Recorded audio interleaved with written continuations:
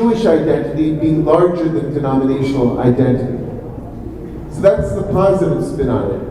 I can also put the negative spin on it. I'm not incapable of that. Bless you.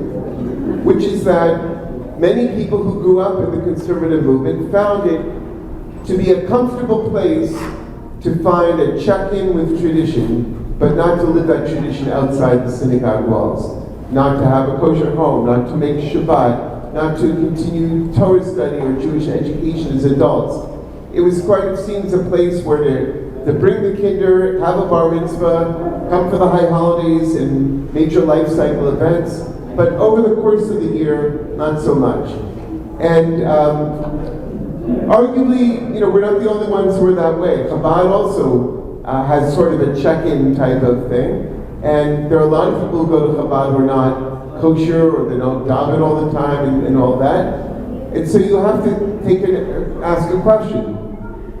Am I making it easier for people to sort of feel good about being Jews while not doing all that much about being Jews? That's the negative. Or the positive. Am I giving people a low threshold way to enter, not to feel judged, not to feel guilty? There's this expression that Chabad people say sometimes, that every mitzvah counts. And I like that expression, So someone came to shul for Yom Kippur, they didn't come back for Sukkot. It's too bad, because Sukkot's really a lot of fun. But they did come for Yom Kippur, so let's give them credit for that. And the other thing is that a lot of young adults do not join any organizations, right? And so let's be honest about it. When we see that people who grew up in conservative synagogues don't join them when they're in their 20s, Lynn and I have 3 kids in their 20s. They're all proud Jews, they're all active, and they're observant in their own ways. None of them belongs to a synagogue. They don't have a membership in a synagogue. Our middle one, Leora, goes fairly often, but she lives in Brooklyn, and I said, where do you daven? And she says, sometimes here, sometimes there, sometimes the other place. And that's what young adults do. They don't necessarily plant so unless they're professional Jews, to be honest, the 3 of us up here, when we were in our 20s, would we have joined a synagogue and started paying dues and done all that? No, you do that when you have kids often and you feel like I need some service. So I just want us to be realistic here and say that it's not all a picture of decline. You mentioned that I visit a lot of synagogues. I do. And that colors my vision a little bit because I tend to go to places that are vibrant, like this place, right? And I see a lot of good. And I do know that conservative synagogues in our heyday, like in the 1960s and 70s, were being established in smaller communities where there aren't many Jews anymore, right? So when I was in Michigan, in Detroit, there were still a lot of Jews in Detroit, but a lot fewer. The young Jews were all moving out to Chicago and LA and New York, right? And smaller cities in Michigan, like Midland and Saginaw and Lansing and Grand Rapids and Flint, that used to have vibrant Jewish communities, didn't anymore. And they had conservative synagogues that were dying. And there's a piece that's sad, of course, but Jews move, right? And there's been a centering. It seems like Jews have been moving back to the bigger cities. I'm sure you're seeing it in Canada. I know that, Toronto, Montreal, Vancouver are vibrant Jewish communities. I bet there are a lot of smaller Jewish communities that once were vibrant and aren't so much, and that the young adults are moving here. So part of it is just a question of where we have infrastructure and where the people are today. And when there's a mismatch, there's going to be decline. Okay. Rabbi Zilbershtein. Thank you. My mic is not on. Just speak loud right into. Hello. Okay. So my question is about nurturing the Jewish future. It seems to me, at least, that the schools, the Jewish day schools, they enjoy a quite substantial amount of Jewish students. So can you share a little bit about the success and why it is successful, and also if there are any strategies that can be employed to ensure that transition from kids from school to shul, from school life to community life? right? So, when I left my job at JTS, I was choosing a pathway. Well, what should I do next? And when this opportunity to run a school that was pre-K through 12th grade, 4 years old to 18 years old, opened up, it made no sense. I taught in day schools, I was on the board of a day school, but I had never been like a full employee at a day school, and who am I to be a head of school? But I felt if I get the opportunity to invest the next years of my career, I'm in my 50s, so what it might be the rest of my career, into rebuilding the foundation of Jewish identity through school children seemed to me like the most important thing I could do. Not the easiest thing for sure, but the most important thing to do. So how do we nurture that identity? The first thing you all know, but I think it has to be said, Jews do not choose a school they don't think will train their kid in math and science and language arts and social studies and sports and the arts and all the things that they need to be a fully thriving person. Right? So if we have a great Jewish studies program, but we're not so good at STEM, no one's coming to our school. If that's the case. So you have to build a school that is plausibly strong in all those areas and that can compete with the college prep schools that are better funded and that are larger, that have facilities like football stadiums and things like that we don't have. So, you really have to be good at everything, which is challenging because I'm a rabbi. I didn't go into a career to make sure that physics was being well done, but actually I have to worry about our robotics team being strong. And then, to get to the second part of your question, you have to think of ways to integrate the Jewish part into all those other things. So if you're having an arts, like this week we have our middle school play. It's called Children of Eden. I don't know much about the play, but it's a dramatic retelling of Genesis. So the kids are learning stagecraft and all the theater arts, the performing arts, but they're doing it with a Jewish connection. We just built an observatory out in the field behind our school, and actually, like one of those white dome things, with a big telescope. And we're going to do events in the fall when we sort of initiate it. I was going to say christen it, but that's probably not what I mean. We're going to do the Hanukkah. We're going to do the dedication. And we're going to look up at the stars, and we'll talk about Abraham being told to count the stories, and Yuzarecha, so will be your children, Kochvei Hashemayim, Kochvei Harakia, the Rov. And so finding ways to integrate. So how does that connect them back to shul? One of the things is getting shul clergy to come into the schools, right? And so what we do at my schools, we have a Sidur ceremony, which we had a few weeks ago, and we get the kids, their shul rabbis come and present each of their children with a Sidur. And there were conservative rabbis, reform rabbis, Chabad, Orthodox. We had a bit of everything there, and it was a wonderful thing to see, and we celebrated them. This coming week is our 4th grade Chumash ceremony, and again we'll have the clergy. When we had B'nai Mitzvah, this past week, on Thursday actually, we had a Bar Mitzvah in school, and one of the modern Orthodox rabbis, Rabbi Klibanov, came and spoke to the kid and gave a little drash. So I think building the connection between the school and shul is really important.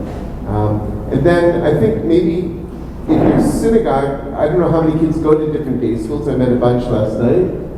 But have a day school Shabbat where you invite those kids to lead the whole service, and get an older kid to give a Dvar Torah, and have them read Torah, and have them lead Tefillah, and have their parents and grandparents come and say, we are celebrating Jewish education here this weekend, and give them a sense of kavod, and I think that's a way to integrate them. Okay, Howard, you have a question from the audience.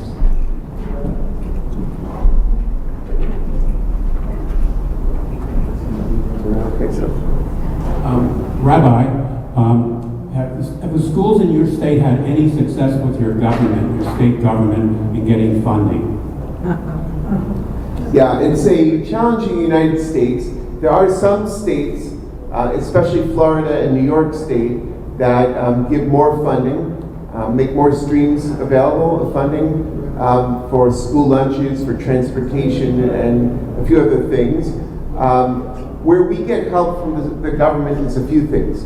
We get some transportation grants, so families that live in certain towns, the town will give them like $1,200 towards transportation, which can be used for our school buses. We have government grants to help pay for our school nurses. There are certain services, supplementary services that the county provides, like speech therapy or physical therapy or occupational therapy for kids who need that. And so there's some employees of the county that will come into our school and provide that.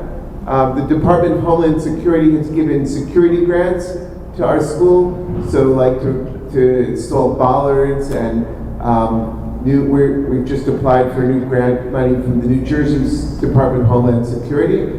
And then of course we have partnerships with the fire department, the police department, with the county sheriff's department. So there are ways that we interact with the government, but we don't get direct funding for the core mission of the school, the education of the school.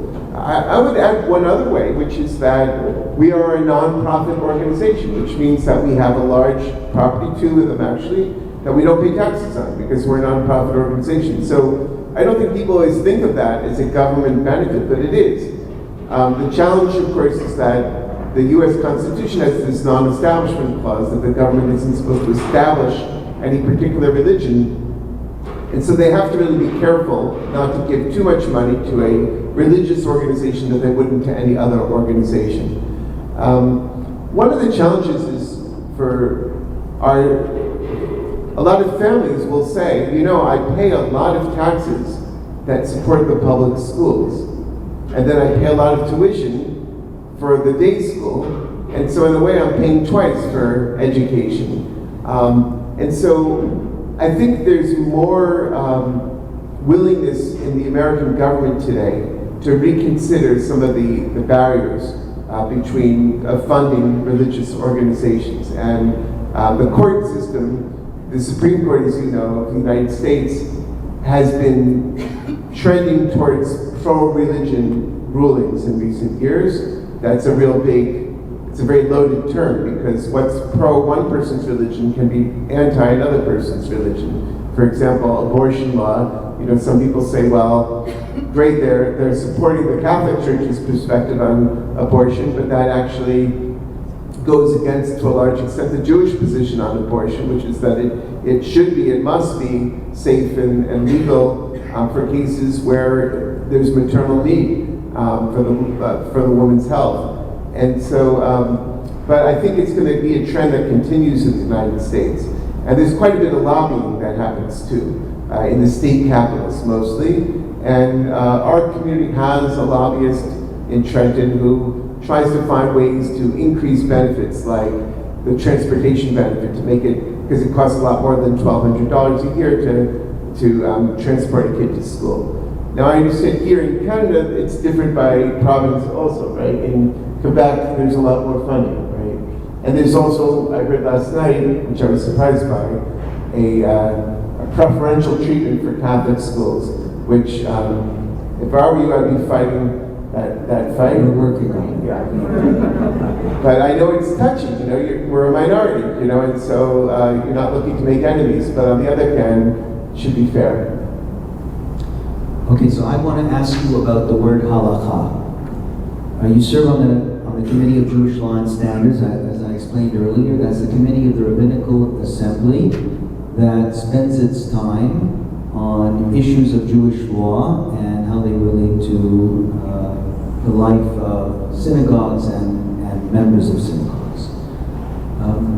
I think for many people today, that word halakha has become a dirty word. It's a scary word, a word that people are not familiar with. And when people hear that this is a halakhic synagogue, or the reason you're doing something is because of halakha, they immediately, their back is immediately straightens up and they become defensive. How do you sell a Jew who comes to you with that sentimentality or with those feelings? How do you sell them on the importance of halakha in normative Jewish life? Great. So first of all, the word halakha comes from the word to walk. Lalech, ani holech, I'm walking, right? And so it's a way of walking in the world. And so I purposely do not translate halakha as Jewish law, because the truth is halakha is different from law as we understand it. Canadian law tells you how fast you can drive on a road and if you're allowed to turn here or not. And if you violate the law, you might see some bright lights behind you and find yourself paying a fine. There's a police officer who enforces it, right? But Canadian law, American law, does not tell you how much charity you should give, doesn't tell you how kind you should be to another person, it doesn't tell you that you should be volunteering and helping out people who are vulnerable in different ways. Halakha is not only about ritual, it's also about relationships, right? How we honor the elders, how we care for the young. Halakha, in other words, is about living a life of responsibility.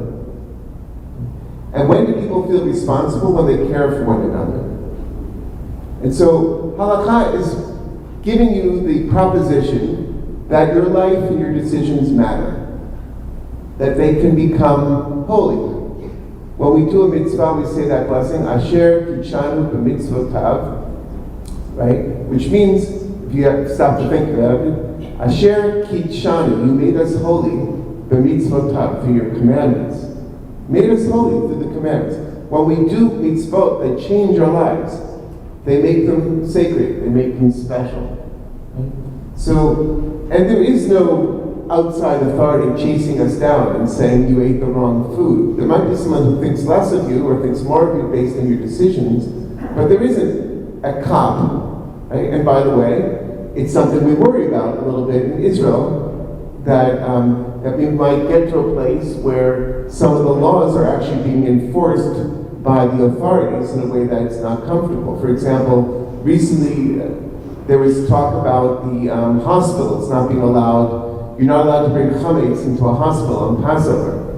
Right? Well, what if you're not Jewish? You're a Christian Arab, and you happen to be in the hospital, but you can't bring cookies into the hospital? You know, your favorite baklava or something like that. Why should the government enforce rules that may not apply at all to somebody, or a person who's a secular Jew and says, you know, with all due respect, let me eat my cookie. You know, I'm in the hospital, I'm going to do what I want, and get out of my business. So I'm not really comfortable with state policing of religious law, of halakha. And so I think of it more in terms of piety, right?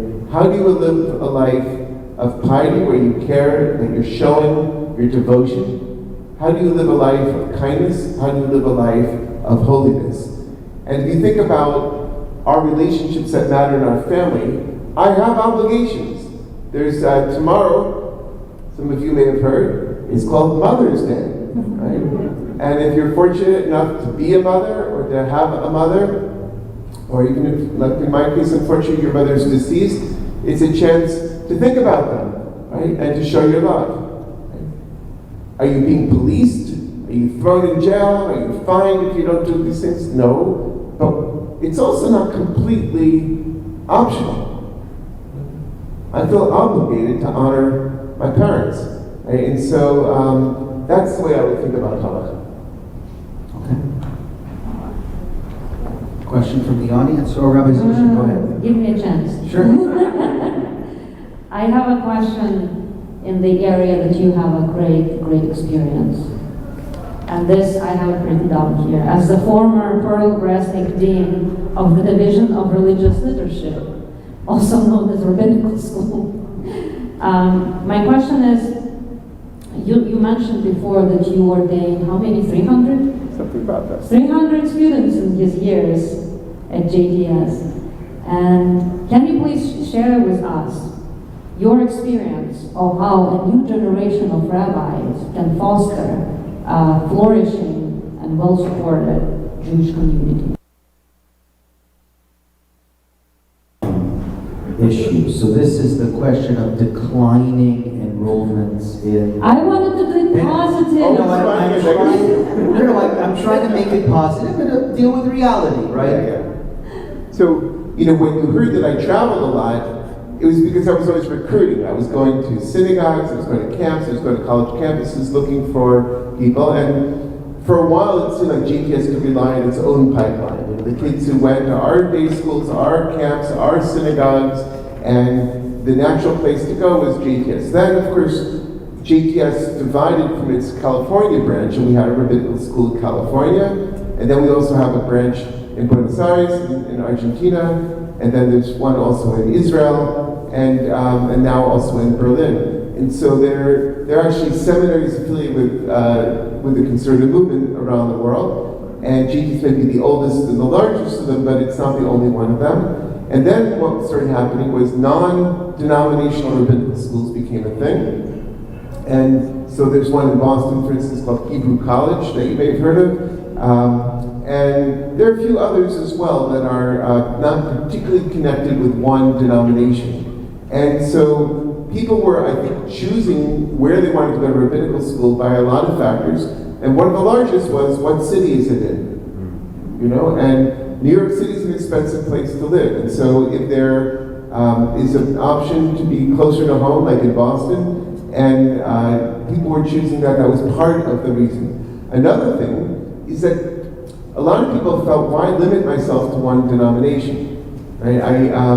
If I go to a school that is non-denominational, then I can plausibly work in any number of fields. And in fact, in the Christian world, in the Protestant world, it's been common for people to go to a seminary that is non-denominational. Like there's one across the street from JTS called Union Seminary, where people from many different denominations and also different religions go to study.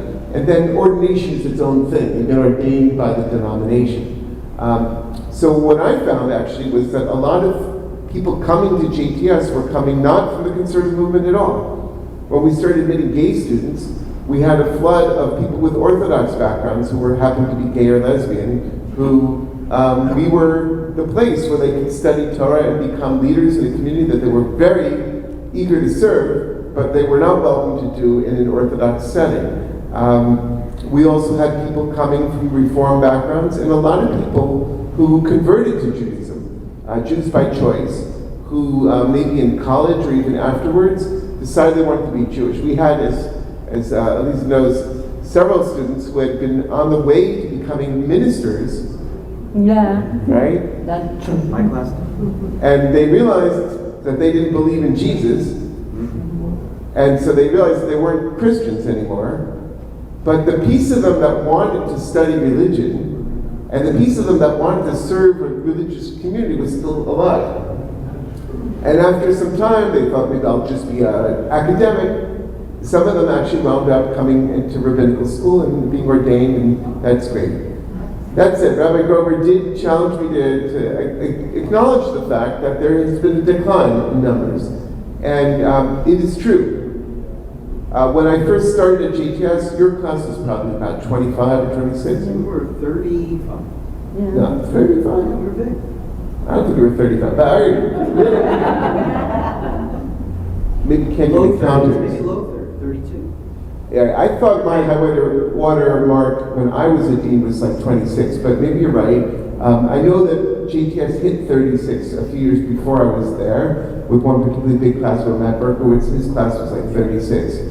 But classes were getting down into the teens, and then even below that. Mine was 12.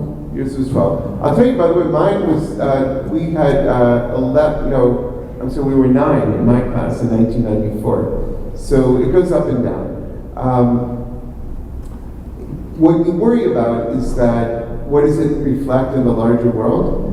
You also worry about, is it a viable way to study to have so few people in your class? right? You benefited from having friends who were studying, and your study partners, the people you argued with, right? And you just told me you're having a group of friends, of rabbis who are going to get together for a retreat. And so, as it says in the Talmud, "O chavruta mituta," like, give me friends or give me death, because I need people to study with. And so, so it is a challenge. There have been different responses to it. One is to lower the price tag. One is to shorten the term. And that's something you did at JTS, right? Made a huge number of scholarships available for students. That is true. So very few students were paying full tuition. Correct. And I wouldn't say very few.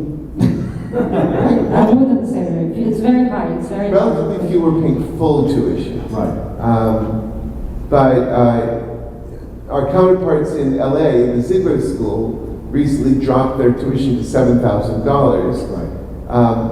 Somebody I spoke to, one of our students, said, well, I've never paid more than $7,000 to JTS, but the price tag is $25,000.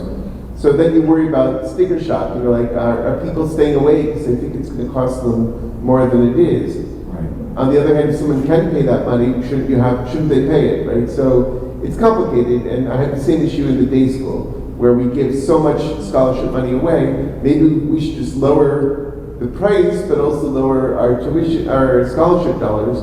We might come out with a larger student body and therefore more total tuition. I'm speaking like an administrator now, so Yeah. But the deeper question you're asking is really about, do people want to go into religious leadership? And that's where I'm really worried. And let me point out that, again, this is part of a larger societal trend. What majors in college do you think were most common for people who go to rabbinical school? Shout them out. What majors? Philosophy. Philosophy, great. What else? Sociology. Sociology. Someone else? Social work. Social work. And there's really an undergraduate in social work too. I guess there's a BDSW. There is, okay. Yeah. MSW. I know, but I'm talking about the bachelor's before, yeah. Good, all right, so social work, good. And then, pardon? Psychology. Psychology, good. And then history also. So frankly, it's most of the humanities. What's happening in universities today? The humanities are dying, folks. If you look at charts that are put out by different universities about the shift in majors, Harvard Magazine had one of these.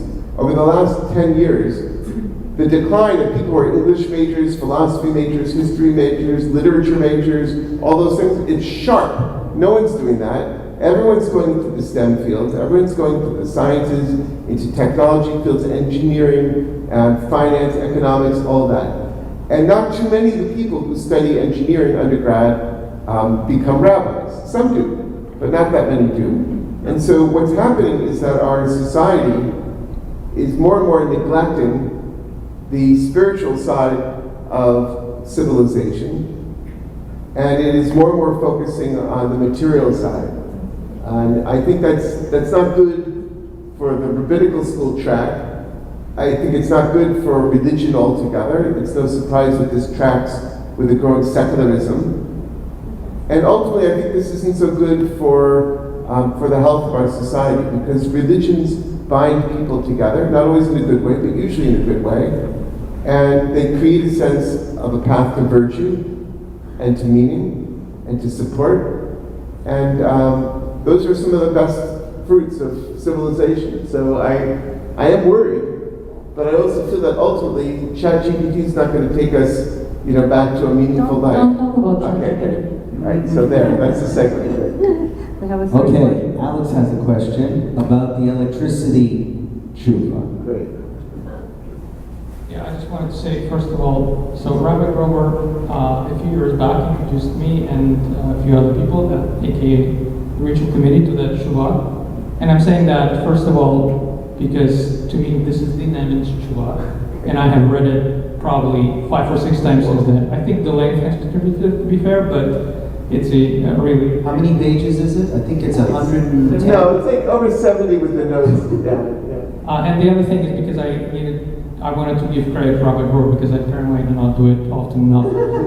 So my question is really, some of the misgivings that you've had at the time, I think about microwaves and ebook readers and things like that, that I know some of your colleagues have commented on, whether you're perhaps, a few years later, you have thought about them some more. And I've also spoken to one of your former students who said that, look, as permissive as it was, Rabbi Nevins felt that it did need to, draw some boundaries, which I appreciate. But having said that, and 2023, do you think some of your attitudes may have changed, specifically with these very commonplace technologies? Great. And could you add maybe the spin on, has the pandemic contributed Yes, to the absolutely. change? And you've seen the proliferation of electricity and its devices being used to help us get through difficult times in the pandemic. So has that contributed to any of changes of opinion on? So do we want the half hour or the 45? No, let's do the short. But let me just explain to everyone. So first of all, you've heard Committee on Jewish Law and Standards. It's 25 rabbis and 5 or 6 lay people that also are in conversation. And when we write papers, we write them and then we get discussion, we rewrite them, more discussion, and then they get voted on, right? And so in 2012, I finally wrote a paper that I'd been thinking about for decades already. Actually, when I was a student in Israel at Machon Shechter, I had written a paper about electricity, the incandescent light bulb. And so in that paper, I decided to make it long, not to torture people, but because I was really approaching it as an educational project. I wanted people to understand the core terms of Jewish law that have to do with Shabbat, right? And then to put them into conversation with each other. So let me say very briefly, the most important language you hear about Shabbat is milacha. Sheshit yamim taseh melachtecha. 6 days do your milacha, your work. What is work? That's a good question. It's something you shouldn't do on Shabbat. But what is work? Is it effort? Well, no, because we do all sorts of things that are effort. Someone just moved these chairs up here. That was effort. But is it milacha? So milacha is something which changes, makes a durable change in physical reality. That was my definition, okay? Another core concept is shvut, which is resting. You were supposed to rest on Shabbat. V'yom hashvi tishbot. On the 7th day you shall rest. Right? So, on Shabbat and Yom Tov, we're not supposed to do this work, and on Shabbat we are supposed to rest. However, there are some overrides that you may know about. For example, to save someone's life, you can violate Shabbat. We call that pikuach nefesh. Pikuach nefesh doche et ha-Shabbat. Rest. Break Shabbat on 1 week, and then you can keep it for many more weeks. Et shabtotai tishbu. Keep my Sabbaths, plural. Right? Sometimes you might have to go to the hospital to save your life or someone's life so that they can keep many Shabbats, God willing, in the future. There are other things too that I spoke about, including, for example, human dignity. Right? So let's say a person has a disability of some sort and needs assistance for their mobility. Right? For example, can you use electricity to help in that way, or a hearing aid, or a visual aid? Right? And all these different things. And so what I tried to do is to lay out sort of the prioritization of values, right? It's complicated, right? And to say, well, it seems to me that this value can override this activity, but not that activity, right? So that is a really simple way of putting this whole thing. What I found was that turning a switch on and off, like this microphone, right, is not what I would call a milacha. It is not a transformative change in reality, because turning a switch on and off, like a light switch on and off, is like opening a door and closing a door, or opening a window and closing a window. These are machines that are designed to function in this way, an open and a closed state, right? And when we open the door to leave shul, we don't say you broke down the wall. And when you close the door, we don't say you built a wall. These are temporary states that are open and closed, right? So that was the argument. But I said, it depends what you use that closed circuit for. if you are using it to record data, like by taking a picture or writing a text message or an email, then it's like what the rabbis prohibited as kote, as writing.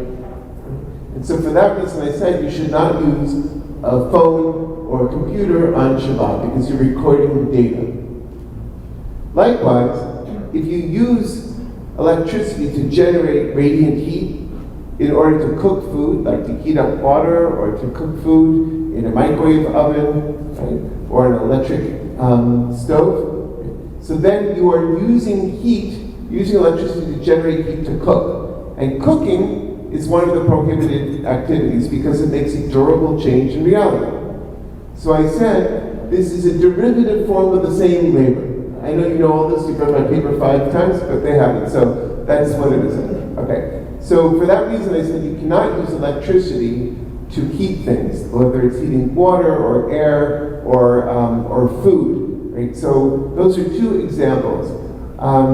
So Rabbi Garber, you asked, have things changed? Or you asked also, Alex. Oh, Alex, sorry. Alex asked, since that's already more than 10 years ago that I wrote that, have I changed? And Rabbi Garber said, specifically with respect to the pandemic. So, first of all, some things have changed in the physical machines that are available to us, and as I anticipated they would. First of all, there's a lot more voice-activated things now. Hey Siri. I hope I'm not activating someone's phone right now, but you know, you can say that and then ask a machine to do all sorts of things for you. It didn't require any physical activity. Is this considered an indirect thing that you can use to avoid? So that's where the second concept of shvut, of maintaining a day of rest which feels distinct from other days, still matters.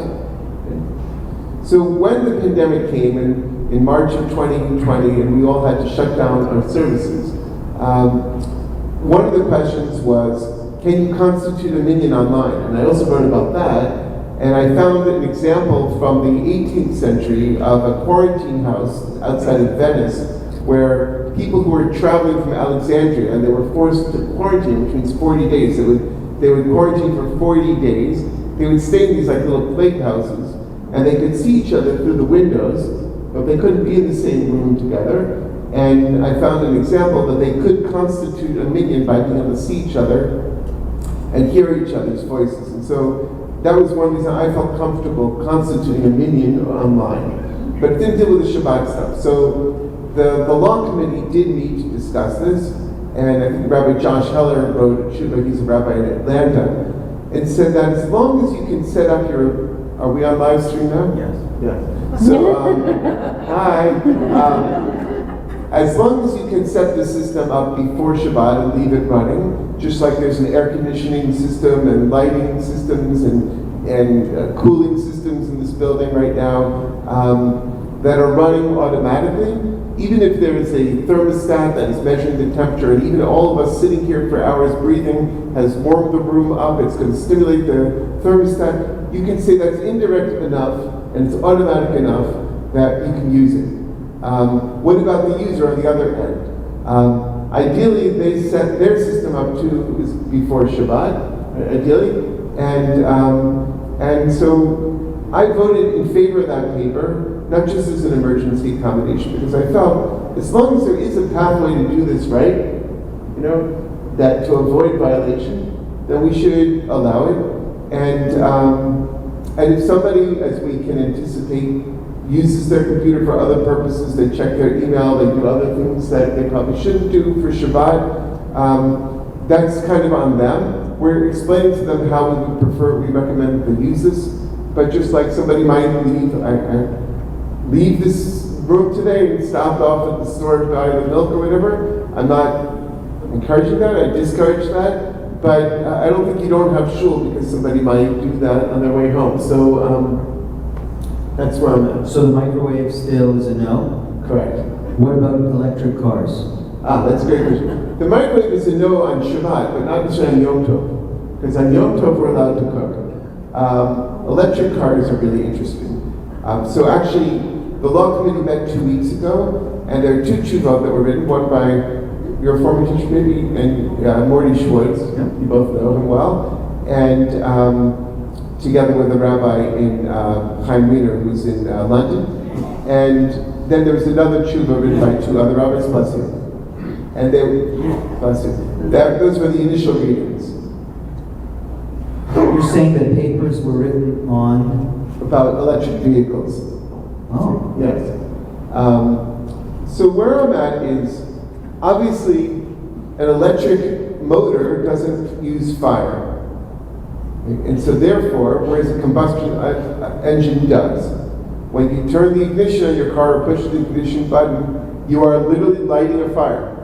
And the Torah literally says, Lo tivaru ish b'chol Shabbat, don't light a fire in all of your habitations on Shabbat. Is a car a habitation? Well, I spend a lot of time in mine. Anyway, so, no mezuzah, but still, I hope I don't sleep in it, but sometimes it's a long commute. Anyway, so I'm kidding.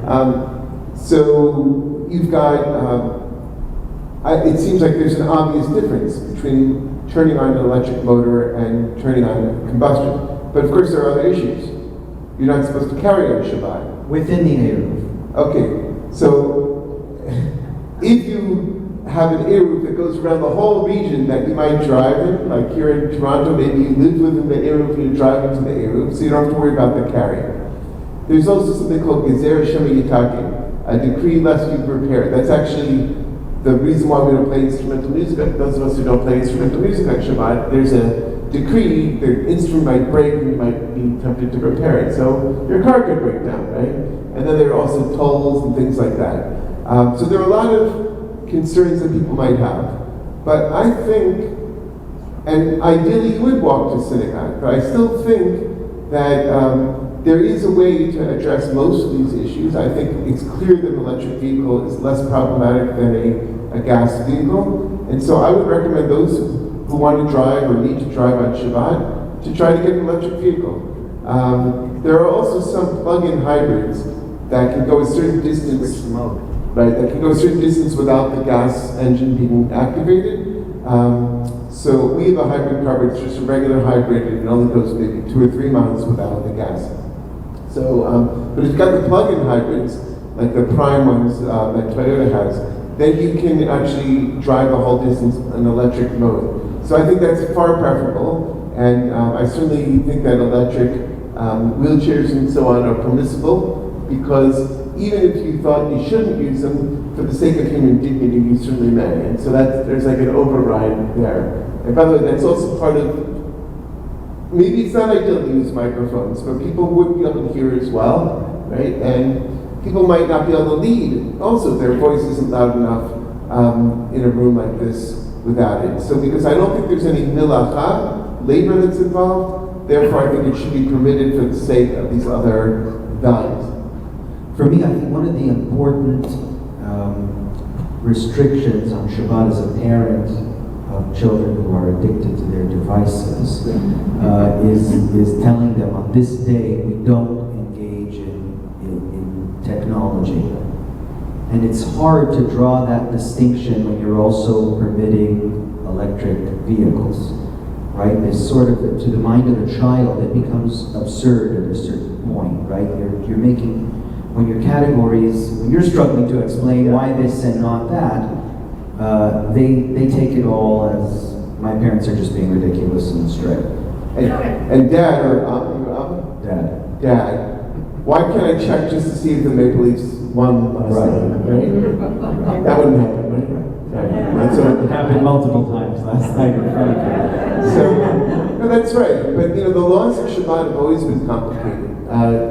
Tractate Shabbat is a monster tractate, and Ask Your Rabbi has been standard instruction when it comes to the laws of Shabbat. Can you carry a key on Shabbat without an eruv? Is there a way to do that? Are you allowed to reheat food on Shabbat? Liquid food or dry food? Is it like, to what temperature? Is it yad soledet bo, where your hand would retract if that hot? There are a lot of complicated things that Jews have been dealing with for Shabbat for centuries and millennia, frankly. And in fact, even in the Torah itself, if you think about it, there's the guy who gathered the sticks on Shabbat. Remember that? the Mekoshesh Eitzim, right? So the people see that this guy's gathering firewood, and they say, what's the deal with that? And they say to Moses, is he allowed to do that or not?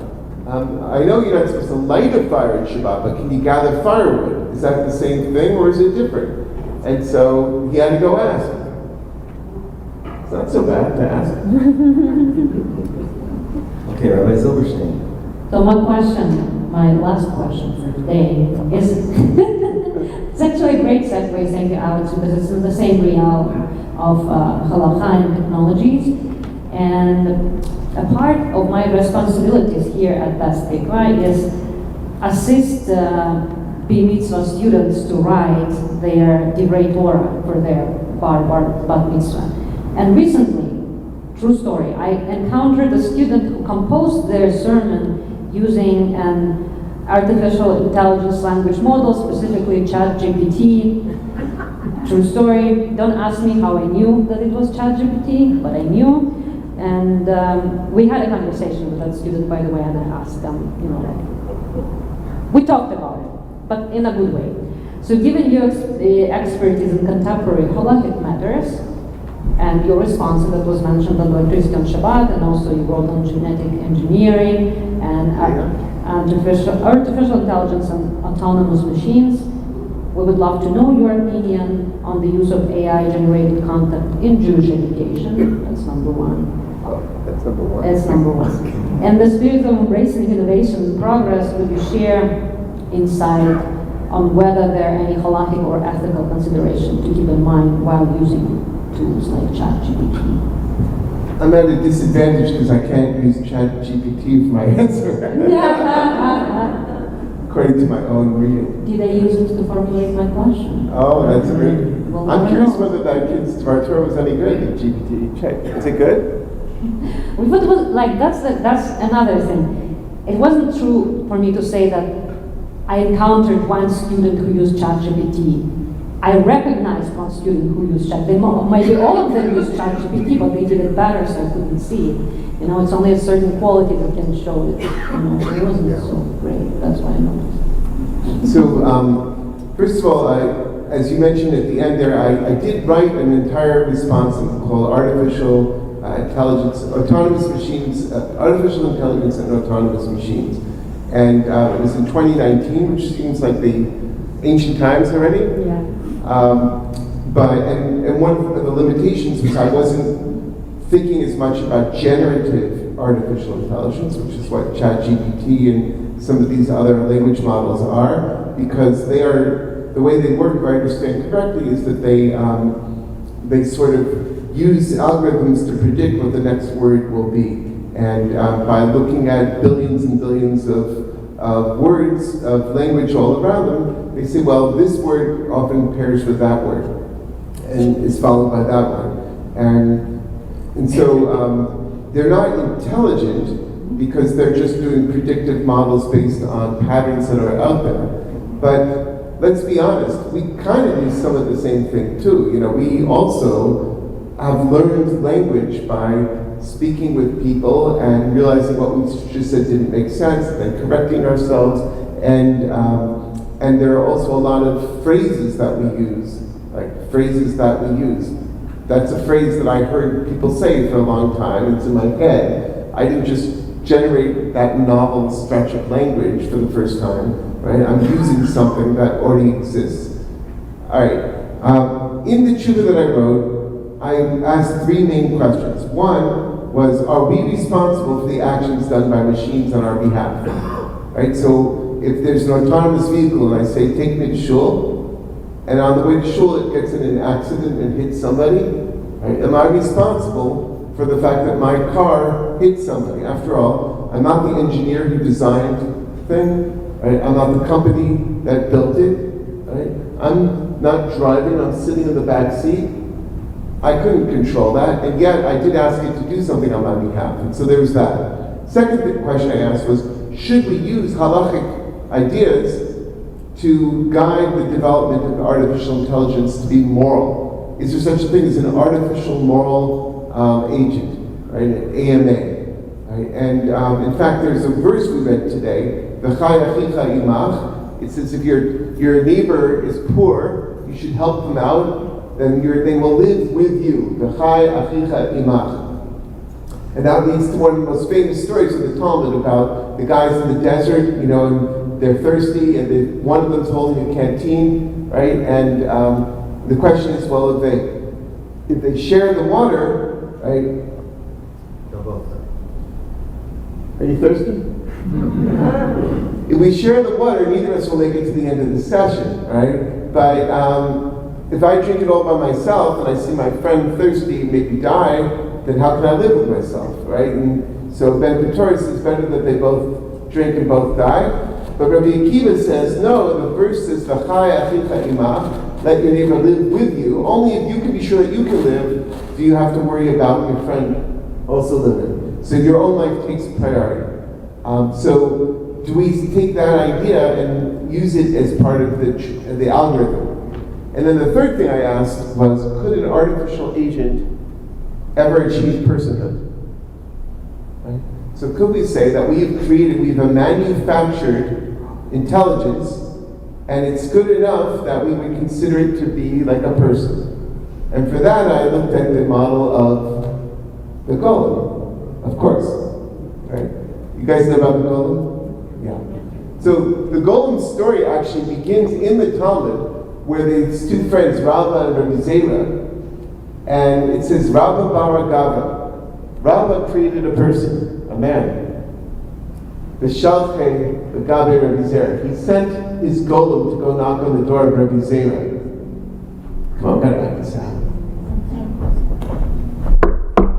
Here, you be Rabbi Zera. Shalom. Hello. I don't know what did Rabbi Zera do. Okay, nice to meet you. So it didn't talk, right? So Rabbi Zera sees this thing standing there, right? Looks like it's alive, but it's not talking. And he says, I see that you were made by one of the chevre, one of the magical friends. Tuv la'afarech, go back to your dirt. And it dissolves, right? So this is a story in the Talmud. And so this is where we get the legend that comes more in the medieval period. Actually, it's a story of Cham, believe it or not. There was a rabbi named Elijah of Cham, no joke, and his son was the Chacham Tzvi Ashkenazi, and he apparently created a golem. Right? This story later gets reassigned to the Maharal of Prague. Anyway, so I'm diverging a little bit, but it's been debated for generations. Could you count a golem in the minyan? Wouldn't that be convenient? And the answer seems to be no. That you need to have intelligence and the ability to speak. Dat v'dibur. Hadea v'hadibur l'chei olamim. There's a song that we sing on Yom Kippur like that. It's called Ha'aderet v'ha'emunah, and it's got this concept. And so I said that no, that an artificial intelligence doesn't have the human experiences of birth and death, of learning and dying and suffering, and without all those things, without the ability to form language, no. But now they do seem able to form language. Yeah. So I don't You know. can't recognize, like if you're talking to ChatGPT and you wouldn't know that this is not a human being, you can't recognize that it's not a human being. So it's very, very advanced. It's Like if getting- Golem came to me speaking like ChatGPT speaking, I wouldn't understand that it's not a human being. Right. So it's getting murky, that's all I can say. And I don't know where it's going, but I would like to believe that we can still maintain the boundary between natural biological systems and manufactured systems. I think as much as it's great to be able to use machines to extend our abilities, and many of us use our phones to extend our memory. I don't know my kids' phone numbers anymore, that kind of thing. But as much as that's great, I think we still want to maintain what's distinctive about humanity. And I'm hopeful that we can still do that, but I'm not certain. So we have two final questions from the audience. By the way, thank you, Rabbi. It's been wonderful. I wanted to follow up on Rabbi Grover's beginning question. So I've been shul shopping with my own Leora, who is a mother of 3 kids.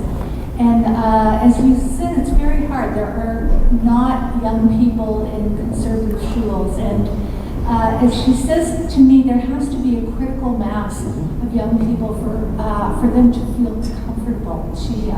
She certainly loves coming here. She loves the programs that are designed for young people, but they're kind of fun programs like Lead Blogger. So as you travel around to different shuls, what are you finding in the shuls that are successful in having a critical mass of young people who actually come to services? Because really that's the only way that you form a community and sustain a future shul. Thank you. And your name again is? Bonnie. Bonnie. Thank you, Bonnie. Just one second into the next question, so you can answer both at the same time. But I don't remember Bonnie's question. So I'll remember the second one. Go ahead, answer Bonnie's question. Well, Bonnie, at the very end you said something which I'm going to push back on, right? You said getting them to come to services because that's the only way that they'll really form community. Did I catch what you said more or less? Yes. And so my observation is that young adults actually are forming community in different ways. And a lot of it is meals, Shabbat meals that they'll do together. Some of it will be studying together. Some of it will be activism. They'll be going out and protesting something or celebrating something. I'm looking at my kids' generation. They're all in their 20s, and they're finding Jewish community, but not necessarily in a synagogue building. And it's not to say synagogue buildings are irrelevant to them. I don't think they are. But I think that they're finding that their lives are not going around going to synagogue on Shabbat morning. And so I think that when I travel around, I see that there are a lot of organizations for young adults in different cities, and they tend not to be in synagogue buildings. They tend to be, for example, our daughter Leora goes to a minyan that meets in one of the parks in Brooklyn, and they meet outdoors. There's a group that has cholent together, and that's their thing. There are people who are into environmentalism and Judaism, and there are many other ways to organize your life that aren't only in synagogue. That's not to say that synagogues aren't important, and that there are times when they will find themselves in need of this type of community. But I don't think that I don't know. I have to believe that we have to hold on to this as a trust, so that when those people come and they need it, that it'll be there for them. And I know it's a bit discouraging. And if you go in the Orthodox world, it is true that there are more young Jews who feel obligated to be in synagogue. And frankly, some of them are our people too. And when they get later in life, sometimes they want to be back in an egalitarian, inclusive space. But they'll go to places like that where they find more vitality, and that's okay. I want them to have strong, positive Jewish experiences, and as much as there are plenty, and I'll get back to your opening too, as much as there are plenty of people who grew up in the conservative movement who are now in the Orthodox movement, it is also true that there are many people who grew up in different types of Orthodox communities who find their way to our communities, to our schools, our shuls, our seminaries. And then a bunch of you grew up in Orthodox communities, and so to me, I want to think of that as ultimately a win, right? That we need multiple types of Jewish community. You don't know which one is going to be the right fit for you at what stage of your life, and let them all flourish, and collectively we'll succeed. You mentioned something I think is key when you were talking about Orthodox synagogue, that many people there feel an obligation to be there. And I think that's our struggle at the grassroots level, is how do you have people with a more complicated relationship with halakha, relating to the last question I asked you. How do you get people to feel obligated to come to shul? Well, you don't do it by shrine devout. Right, I can't just complain, I get it. Yeah. We have No, our I'm just work saying, cut out for us. help them feel like there's something that they'll be able to do there, like get them to read Torah or something like that. They can't always all the time, but their friend is reading Torah. I think that when we have that connection to one another, then we are drawn to be here. I wish it were only towards Kadosh Baruch Hu, but maybe it is towards the Kadosh Baruch Hu. When you come for your friend's son's Ofruf, or daughter's Ofruf, then that's also part of God's presence binding you together. So this last question we asked you last night, so you've had time to think about it all. Thank you very much, Rabbi, for a most enlightening morning. A question, you were asking about instruments in the synagogue, and you mentioned that it wasn't to be used in case the instruments break down, but I've noticed in several conservative synagogues in the United States, they do have instruments, and as far as I know, we don't have them in Canada. I was just wondering about the halacha in that. Yes. There are quite a few conservative synagogues in the United States that use instruments, and that number has been growing rapidly. I think during the plague, there was an even increase. But in New York City, where we live, there's a synagogue called B'nai Jeshurun, which for many years was one of the most vibrant synagogues that had instrumental music. There's another synagogue near us named Romamu, which also has great instrumental music, not conservative synagogues. But I think there was a sense of competition almost, and that got people And I was speaking with your chazan, your wonderful chazan last night, and in the summertime, I understand sometimes even Beth Tikvah will use instrumental music Friday night up until the Chadodi, still before sunset, so it's not really violating Shabbat. But when that happens, more people come to synagogue. There's a lot of more young people come to synagogue. There's dancing. There's a lot of excitement, and I think we all think that that's good. It's not an unalloyed good, because sometimes it feels more like a barbecue party or like a concert of some sort, and you have to be careful about that. But let's be honest, your synagogue is to some extent entertainment. You come in, you sit there, you listen, you smile, you cry, you eat food. We live life together, and there is an element of performance that's there too. The halakhic issues are real. Right?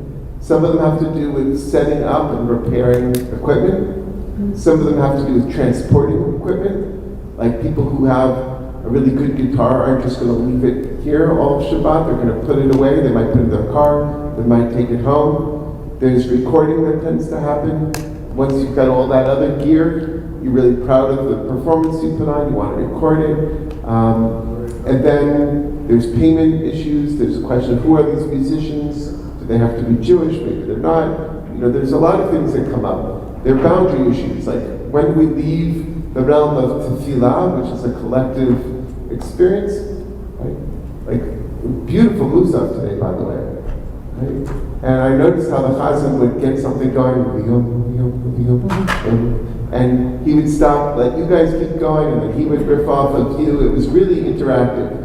It's much harder to do that when you've got instrumental music going on, because then you've got the performers and then you've got the audience, right? So those are the concerns. To me, some of the halachic issues can be resolved. You can say, well, we're not going to repair, like for instance, a piano. A piano is an instrument that's really hard to carry around. It's also an instrument that's really hard to tune and to repair. Even world-class pianists often don't do their own tuning. So a piano is probably the example of an instrument which is least problematic to use, right? Because it doesn't raise those issues of repair and transportation. And it's often used to accompany voice, right? Not only, it can be sung. You could go to piano concerto, but and so you got to think a little bit about that. I'm a drummer, and so drums also are not often tuned. Like you can tune them once, but typically you're not tuning them mid-performance. And so some people say, well, maybe tapping. I noticed the chazan was tapping on his shtenda there. Tapping is forbidden. Tapping is forbidden, yeah. And right, you're right, Rabbi, that the Shulchan Aruch says, Ivalid Kala, you're not supposed to make too much noise on Shabbat. So You're not supposed to clap on Shabbat, just so you know. some people say you shouldn't clap, you shouldn't snap your fingers, because you might then be inspired to go take it up to the next level and to have instruments. What can I say? It is true that more and more synagogues are using instrumental music. I will say that it tends to plateau. It tends to generate a lot of excitement, attendance, and then it tends to plateau and then go back down. And people realize that Saturday morning they want to golf after all, and such a nice day. It's exciting, entertaining the first time, and less so every subsequent So you really have to be mindful Can I about ask, why is the Committee of Jewish Law and Statutes, as you see it proliferating across synagogues, maybe part of the reason is because the Committee of Jewish Law and Standards has not taken it up and said exactly what you just articulated, that it's possible to do it, but there are boundaries. Or is someone told me that the CJLS is like nervous to take up this issue because it's too late. Well, all right, so yeah, we call that the barn door argument. The barn has already left, the horse has already left the barn. Don't close the door after. But the truth is that Rabbi Elliot Dorff did write a tshuva on instrumental music on Shabbat, and he was trying to find ways to sort of minimize the problems. But isn't it lost somewhere? It is. No one can find it. Because it got voted down. And guilty, I was one of the people who argued against his paper. I said, tell me this. You're saying that we can use instrumental music on Shabbat, and therefore also maybe at Kiddush. Like, why stop at Musaf? Why not have a string quartet during your Kiddush? But we're not going to allow shofar this coming year on the first day of Rosh Hashanah, which is also a Shabbat. That's a mitzvah. And the reason we don't blow shofar on Shabbat is because we're afraid someone might carry the shofar to shul, right, on Shabbat, which they're not supposed to do. So we're still keeping that, but everything goes on all the other Shabbatot of the year. I was concerned about that. And I was concerned about these other things. As somebody who has performed in bands before, I know all the schlepping and all the setting up and all the stuff that goes into it. And I also know about the performance elements. So I kind of argued against it, but maybe it was a mistake. Maybe we should have let Elliot's paper pass, and then at least people would be able to say, well, now I know better what the issues are and how to sort of minimize the problems if I really want to have instruments on Shabbat. So maybe he should resubmit it. I don't know. Do you think the movement should be making, as I hear comments from my community on what they see in other communities, some of which I'm finding appalling, like making Havdalah while it's still Shabbat. Do you feel like the movement is not doing enough to set clear halachic boundaries at a leadership level? I mean, all we hear about is just don't do intermarriage and everything else is fine. Would you have liked the leadership to take more proactive steps to delineate a whole bunch of restrictions that it expects from its rabbis and member congregations, so that the movement could have some more cohesiveness than it seems now? It's a reasonable argument because, again, in the heyday of the movement, we were in a more confident moment. We were also more united, in the sense that we had just a few centers and a few dominant figures. Things are much more distributed now, I'd say.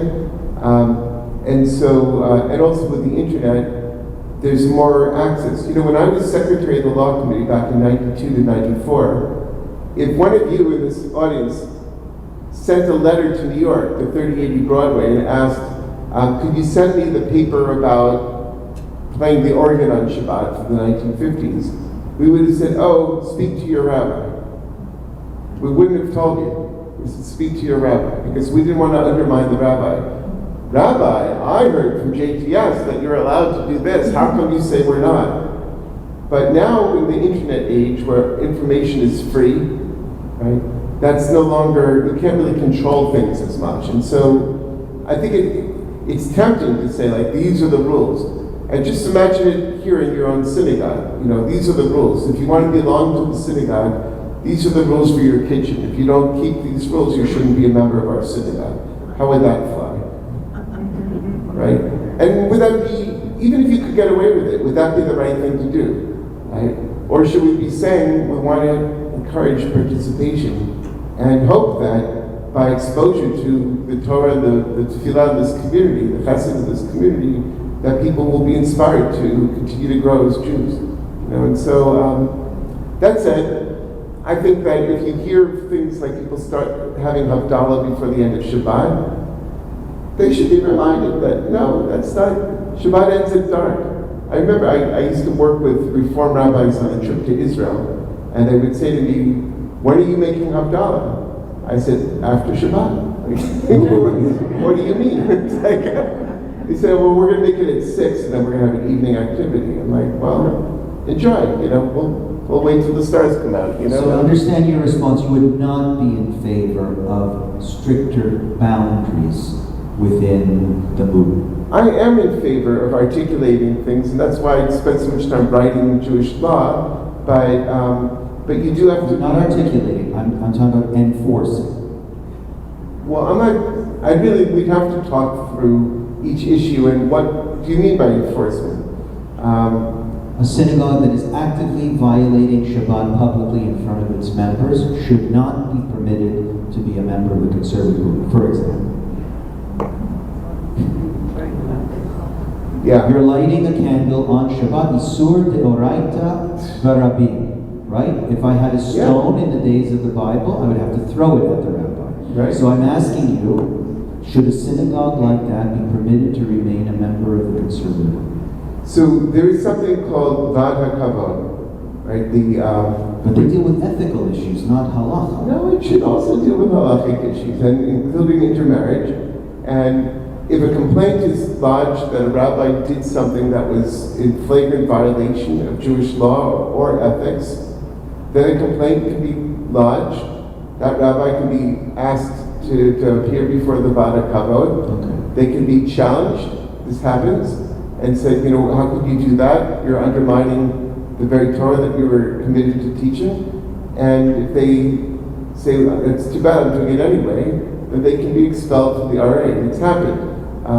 Should it happen more often? Maybe. Okay. I'll take maybe.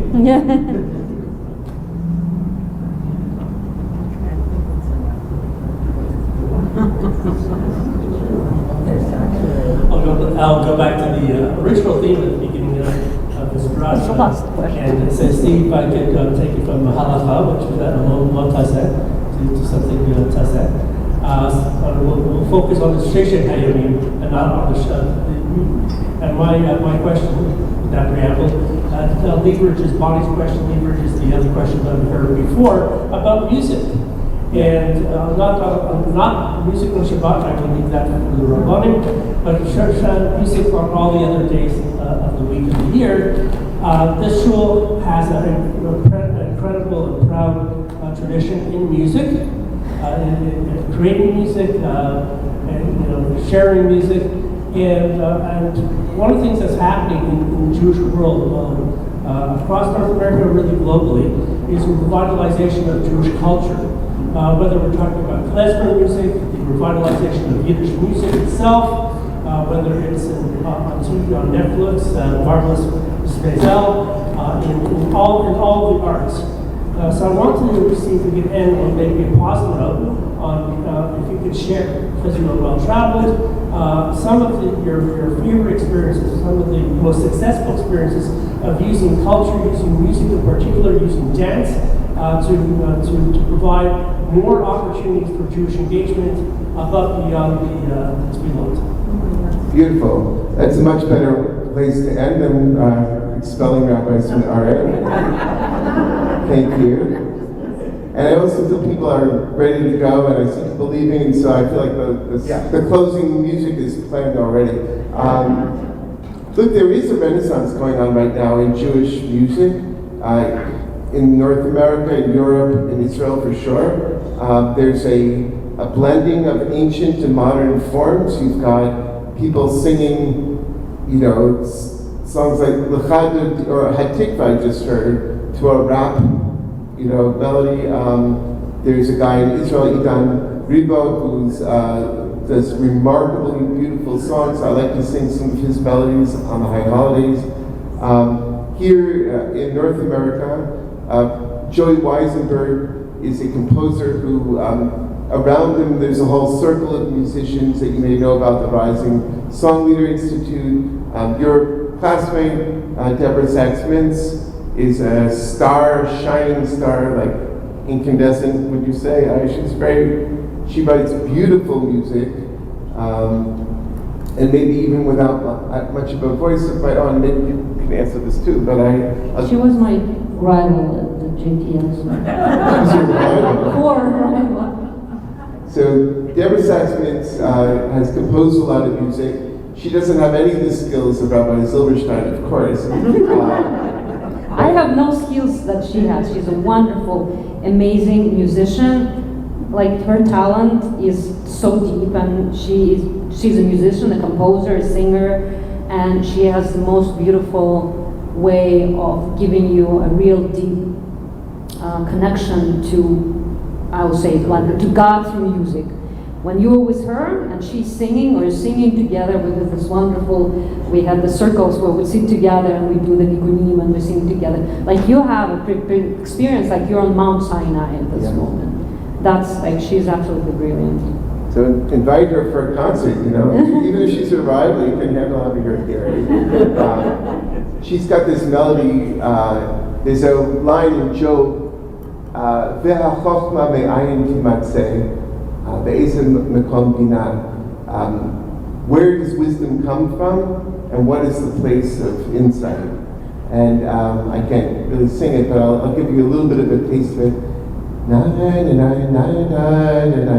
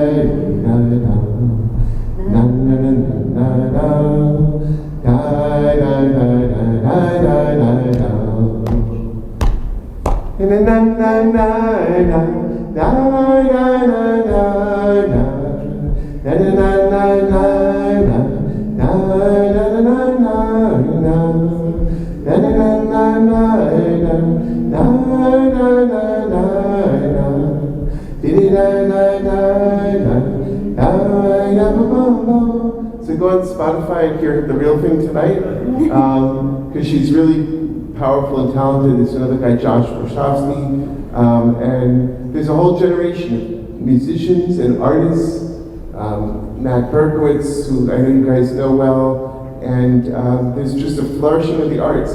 So find a lot of ways to get involved Jewishly and to tell people, because shul is great, but shul should be a pathway to these other ways of discovering Jewish spirit. And with that, thank you and Shabbat Shalom. All right. A big thank you one last time to Rabbi Daniel Nevins for joining us as our strong residency Shabbat. I hope you all learned. We covered so many topics. I hope you're all okay. My brain hurts a little bit after all of this stuff. A lot of good things to think about. So everyone, Mincha is at 8:05 this afternoon, this evening, and I wish you all Shabbat Shalom.